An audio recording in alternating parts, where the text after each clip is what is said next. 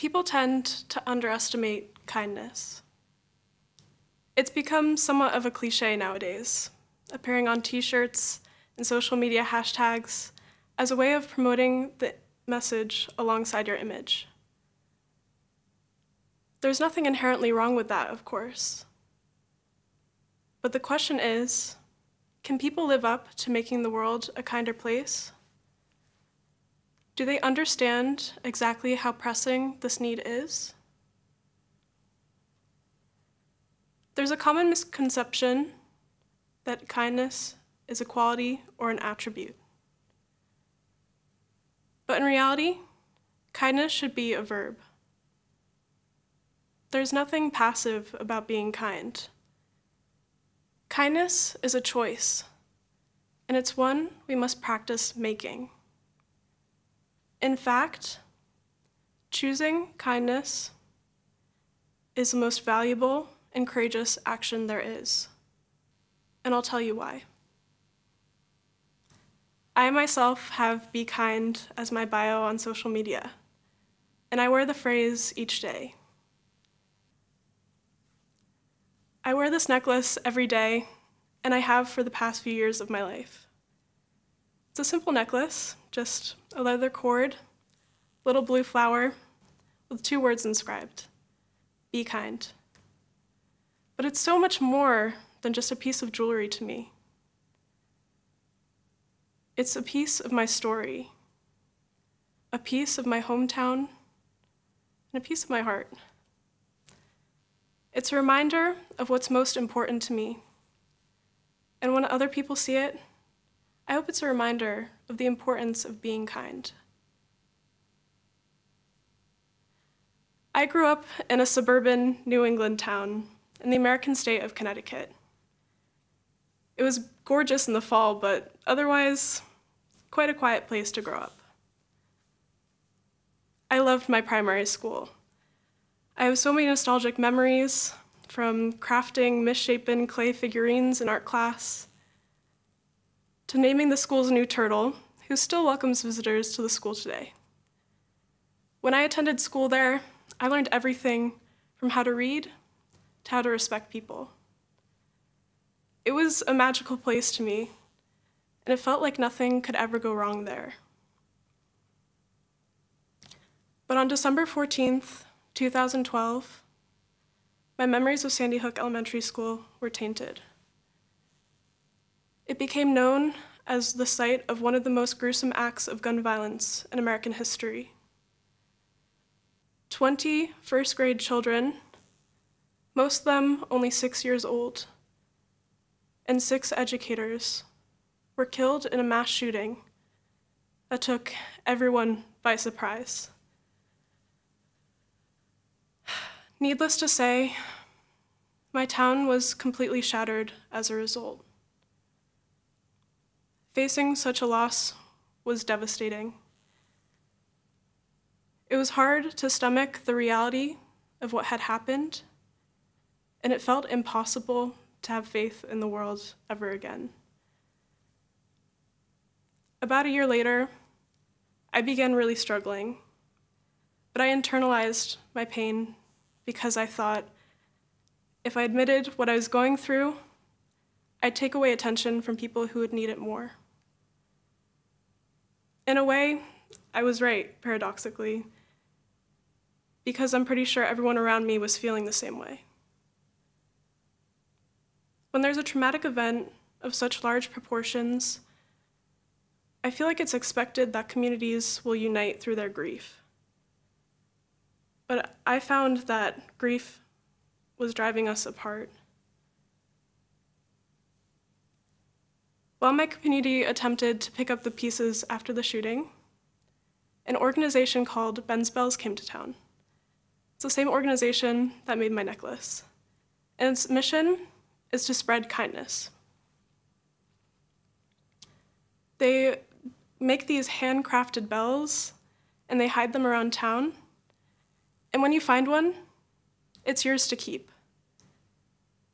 It may not seem like much, but in those days, it was like finding a small miracle. In those days, we needed all the reminders we could get that there was still good out there in the world. It was these bells and a million other acts of kindness that helped my community get through. And it taught us that even seemingly insignificant acts can really make a difference. Soon, there was a revolution of kindness in my town. It wasn't uncommon to go pay for your coffee, only to find that the stranger in front of you already had it covered. There were new community initiatives to raise money for people in need or to donate to the local food bank. The people in my community fell in love with this concept of random acts of kindness, not only because we received so much joy out of benefiting from them, but also because we found that it was healing to consciously perform acts of kindness. Most people in my community fell in love with the idea of random acts of kindness, not only because we got so much joy from receiving them, but also because we found that consciously deciding to perform kind acts was healing. The truth is, kindness is a choice. Sandy Hook may never fully heal from the shooting, but we've learned to look past our pain, our fear, and our anger to instead embrace generosity and compassion. And let me tell you, it feels impossible until it's done. This is true regardless of the circumstance. In everything we do, we can make a difference.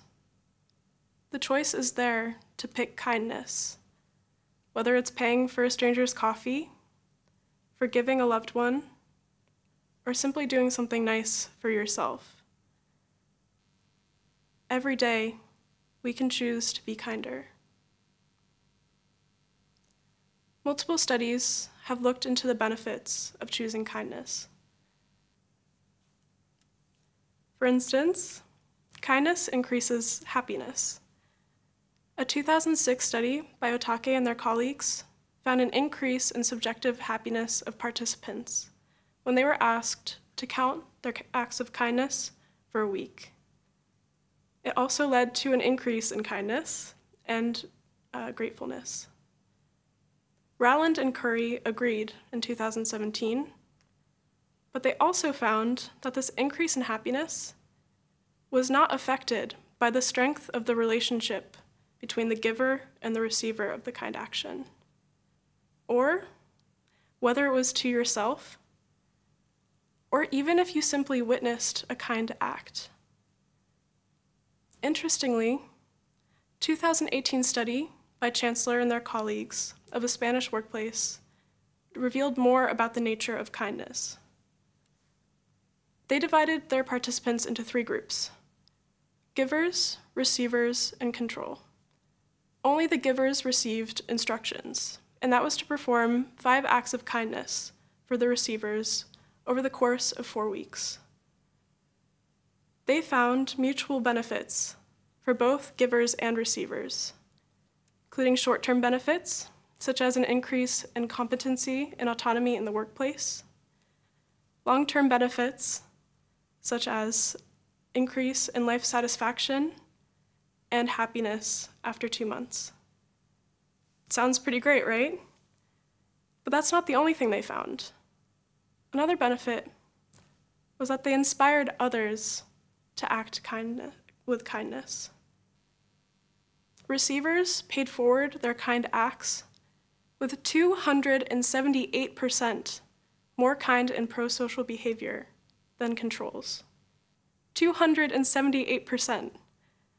That goes to show that kindness is contagious. One of the few times this year that contagion is actually a good thing. So, how can we remember to choose kindness? It's simple. Just like with any other skill, we must practice. According to Dr. David Hamilton, who writes extensively on the topic of kindness, our brains are already wired to be kind. But we can further rewire them when we make kindness a habit. Just like learning a new language or instrument, we can build new neural networks when we practice kindness. There are already many studies looking into how we can actively teach kindness and empathy to children, but people of any age can learn. And why take my word for it when you can test it out yourself by performing one act of kindness, whether it's getting someone flowers or simply writing a heartfelt thank you note. And psychology tells us that we should share our journey of practicing kindness with others because of something called the bandwagon effect. The bandwagon effect is the idea that people adopt certain styles, behaviors, and attitudes simply because everyone else is doing it. So while it may seem odd to publicize your acts of kindness, you're actually inspiring other people to join you, setting off a ripple effect. This is exactly the kind of ripple effect we need in our community. Whether it's because of the corona crisis, or because of politics, or because of more personal circumstances, there's a lot of pain in the world. If we want to have any hope to heal, we must actively practice kindness. After all, you never know how you could be changing the course of somebody's day. Each year, as the anniversary of the shooting approaches, my community takes part in an initiative called 26 Acts of Kindness as a way to lessen our pain. For the 26 days leading up to the anniversary, we consciously perform an act of kindness in name of one of the victims to honor them. Although December brings a lot of complex emotions to Sandy Hook, we consciously turn towards kindness. The truth is, kindness is courageous. It's difficult to find the good in the world, but to become the good in the world is true bravery, regardless of the circumstance. It shouldn't take a tragedy to learn how important it is to be kind. Try it yourself. Consciously perform one act of kindness in the coming week, and just see how it goes. I'd like to leave you with the motto of Sandy Hook Elementary School, something I grew up saying. Think you can, work hard, get smart, be kind. Thank you.